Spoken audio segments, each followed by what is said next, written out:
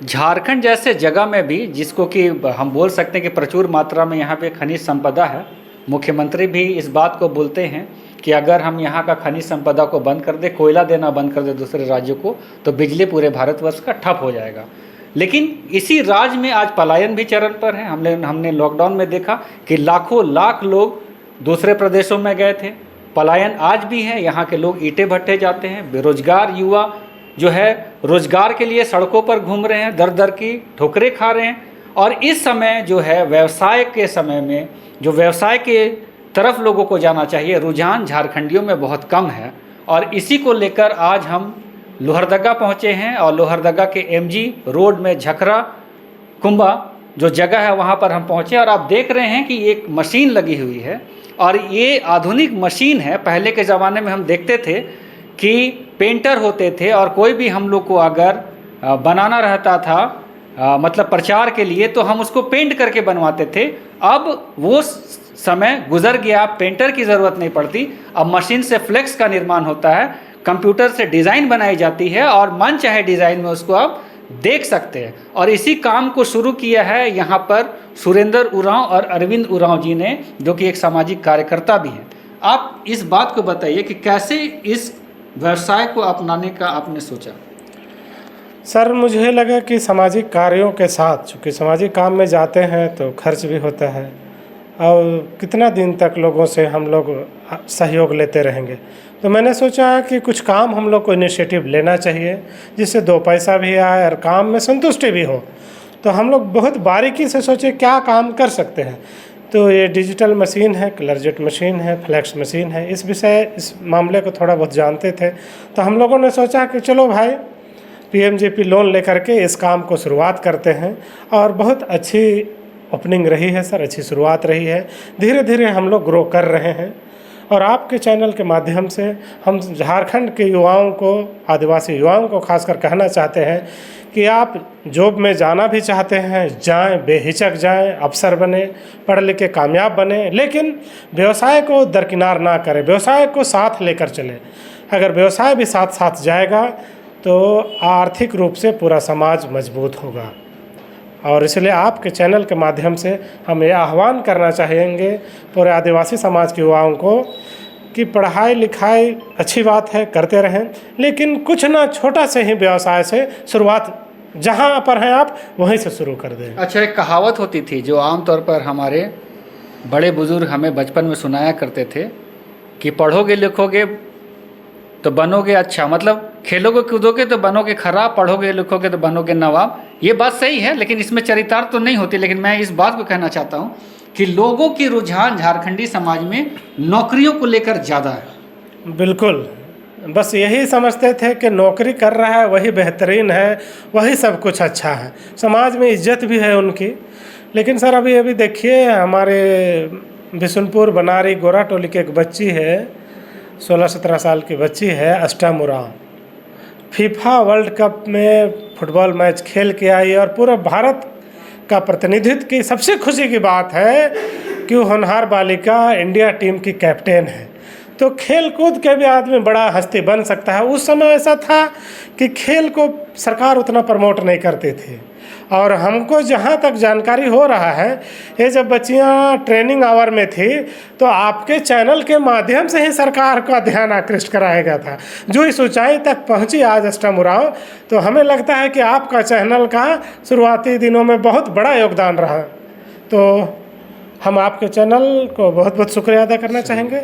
चलिए, आप ये चीज़ बताइए कि रांची जैसे शहर में, जो कि आज एक महानगर का रूप ले चुका है, वहाँ पर छोटे छोटे शहर या फिर छोटे छोटे जो ज़िले हैं वहाँ के लोगों का भी पलायन होता है। आप रांची में जाएंगे, लोहरदगा के लोग को भी वहाँ पर आप देखेंगे कि किसी न किसी काम में, छोटे बड़े काम में लगे हुए हैं।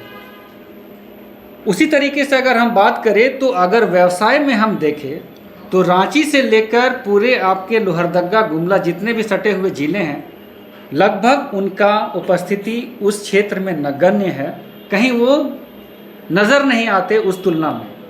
क्या ऐसा कमी है जो यहाँ के आदिवासी मूलवासी उस क्षेत्र में बहुत पीछे रह जा रहे हैं? सर हम लोगों को बचपन से सिखाया जाता है झूठ नहीं बोलना है, ठगना नहीं है, झगड़ा नहीं करना है, मारपीट नहीं करना है। किसी से झगड़ लो तो माँ और बाबा घर आओ तो खुद को पिटाई करते हैं, हम लोग को पिटाई करते थे।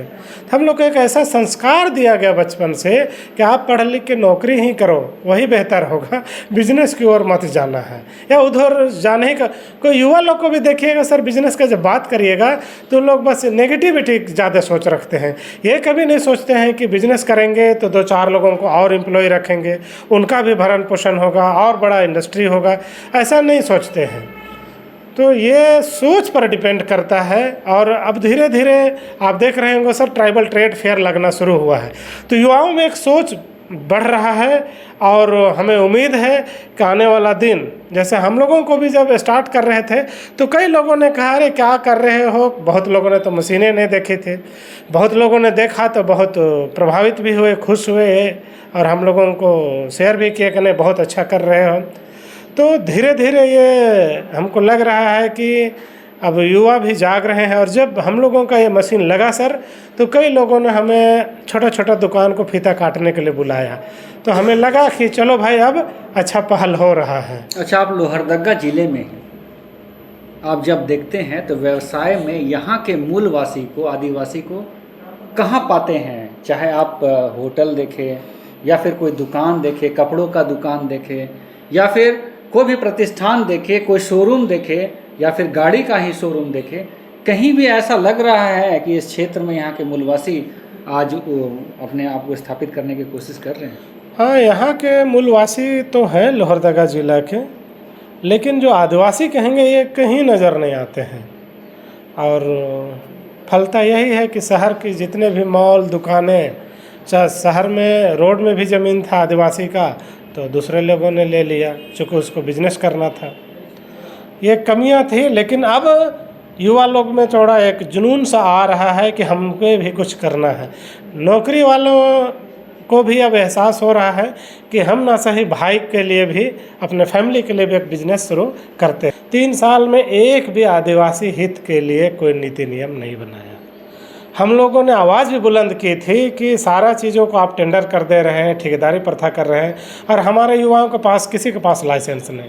हम लोगों ने सरकार के पास बात रखा था सर, सारे लोगों ने मिल के कि लाइसेंस 1 रुपये में बना के दीजिए और हम लोगों को 26% उसमें रिजर्व भी कीजिए। सरकार ने बात उठाई भी, फिर वो ठंडे बस्ते पे चला। यहाँ पर जो नीतियाँ बननी चाहिए थी, जिस तरीके से मैंने कहा, आपने भी कहा कि लोहरदगा में आदिवासियों की व्यवसाय में, कॉन्ट्रैक्ट में कहीं भी उपस्थिति नज़र नहीं आती, क्या उनको इस क्षेत्र में लाने की ज़रूरत सरकार को नहीं उठानी चाहिए? बिल्कुल लाने चाहिए, और हेमंत सोरेन के लिए बहुत बड़ी जिम्मेदारी है, क्योंकि राज्य का विकास तब होगा जब यहाँ के अस्थायी आदिवासियों का विकास होगा, यहाँ के मूलवासियों का विकास होगा, तभी राज्य विकास होगा। और युवा लोग कैसे रोजगार में आए, उन्होंने एक घोषणा भी की है, मुख्यमंत्री रोजगार सृजन योजना।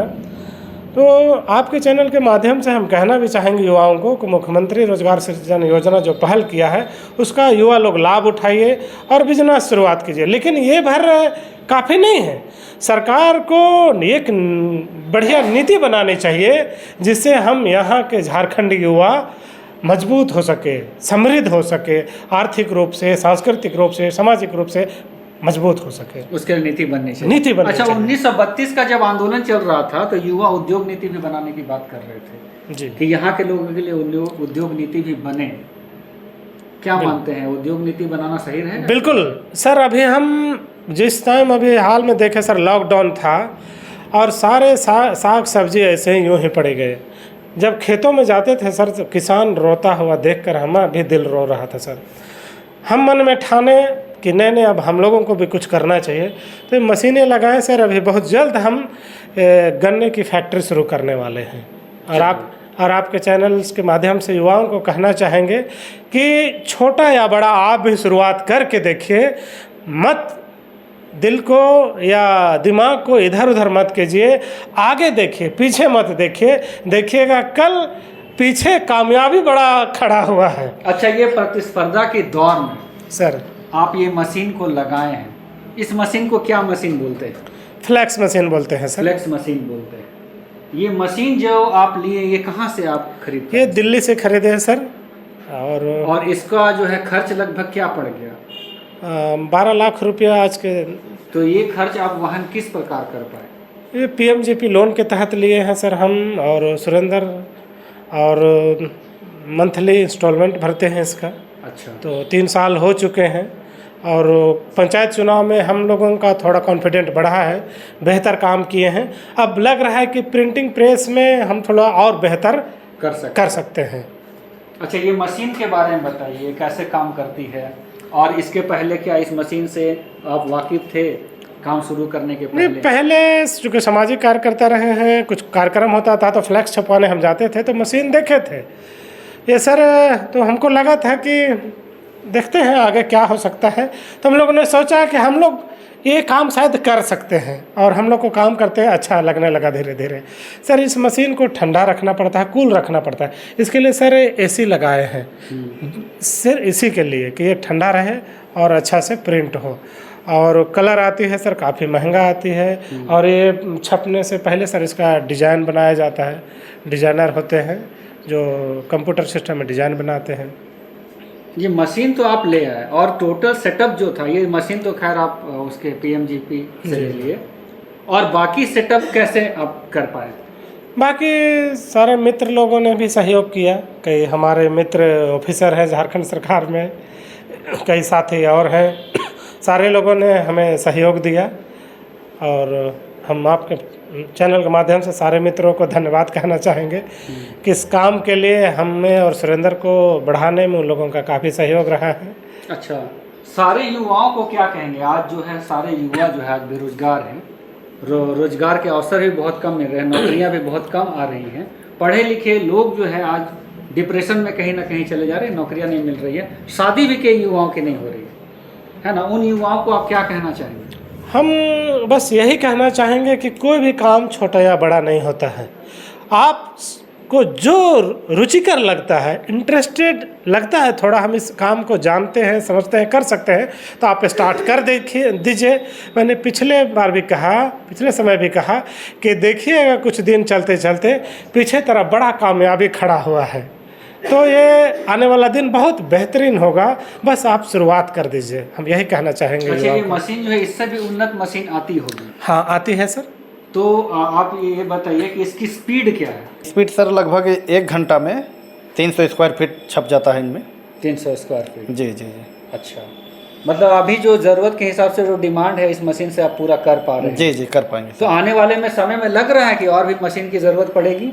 जी जी, आने वाला समय में ये जो हम लोग का पीएमजीपी चल रहा है, जैसे ही ख़त्म होती है, उम्मीद है कि इसे भी बड़ा करें और लोगों को सेवा दे पाएँ। अच्छा, कितने लोग को आप यहाँ पे एम्प्लॉय दे रहे हैं, मतलब रोज़गार दे रहे हैं? सर मेरा यहाँ अभी 4 से 5 लोग हैं जो यहाँ वर्क कर रहे हैं, और जिनके माध्यम से उनका घर द्वार अच्छा चल रहा है। मेरा नाम इंद्रदेव राव है। कितना पढ़े हैं? अभी तो फर्स्ट ईयर में है, एडमिशन करवाए हैं। एडमिशन करवाए हैं ना, तो काम अच्छा लग रहा है करने में? हाँ जी, बिल्कुल। तो आप जब शुरू में आए थे उस समय सीखे हुए थे या फिर बाद में सीखे? नहीं, धीरे धीरे, पहले कुछ सीखे हुए थे, बस अच्छा। धीरे धीरे करते और एक्सपीरियंस।